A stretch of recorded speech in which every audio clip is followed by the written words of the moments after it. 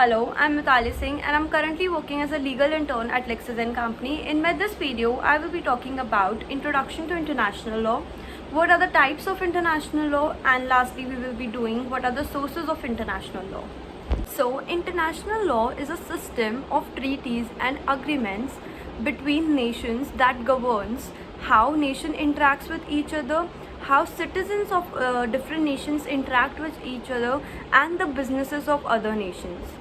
So international law typically falls into two categories. First, public international law, and second, private international. So what is private international law and public international law? Firstly, we will study what is private international law.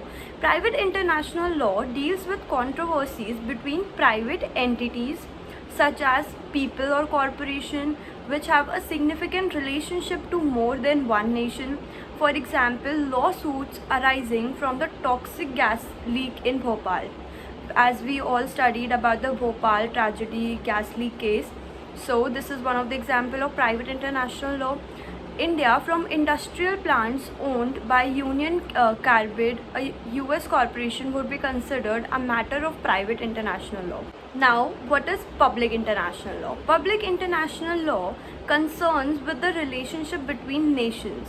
These include standards of international behavior, the laws of the seas, economic laws, diplomatic laws, environmental law, human rights law, and humanitarian law. So public international law includes all these laws within it. So some principles of public international law are written or codified in a series of treaties, while others are not written down anywhere, and these are known as customary laws, and nations consent to them by doing nothing. International law is a sum of rules accepted by states and to maintain their conduct accordingly.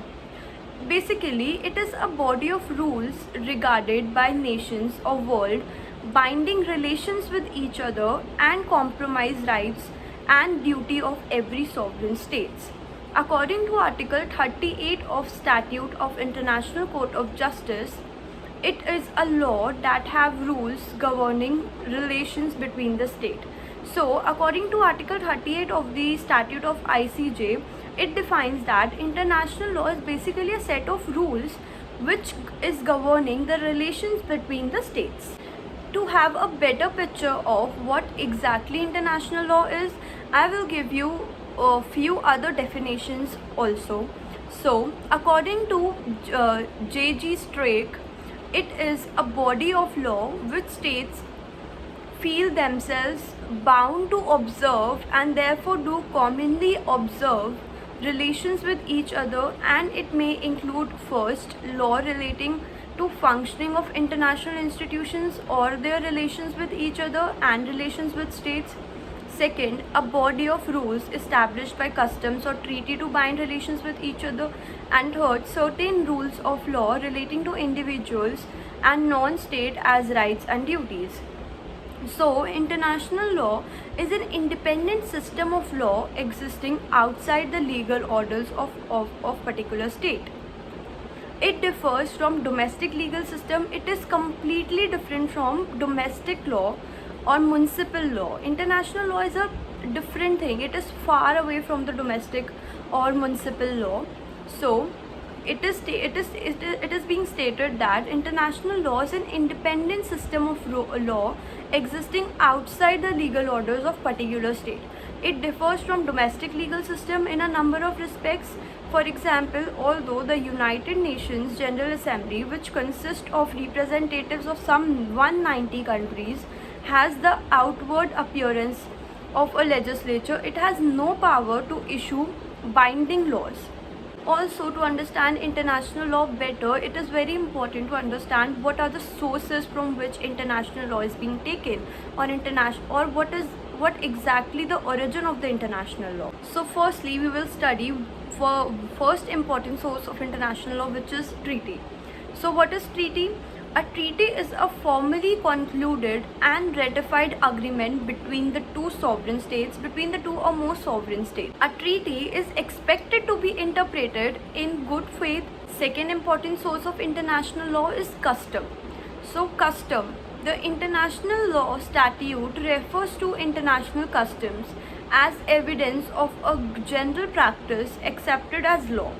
As a second source of international law, custom whose importance reflects the decentralized nature of the international system involves two fundamental elements like first the actual practice of states and the acceptance by states of that practice as law.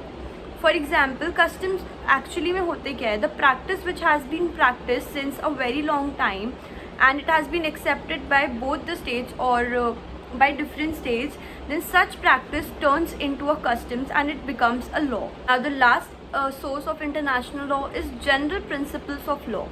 A third source of international law identified by the ICJ statutes is the general principle of law recognized by civilized nations.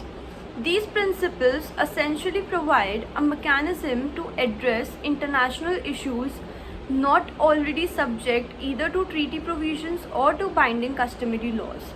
Such general principles may arise either through municipal law or through international law, and many are in fact procedural or evidential principles or those that deal with the machinery of the judicial process. So this is a basic introduction to international law. I hope I was able to convey basic principles which are considered with international law. So that's it for this video, and thank you. I will see you in my next video.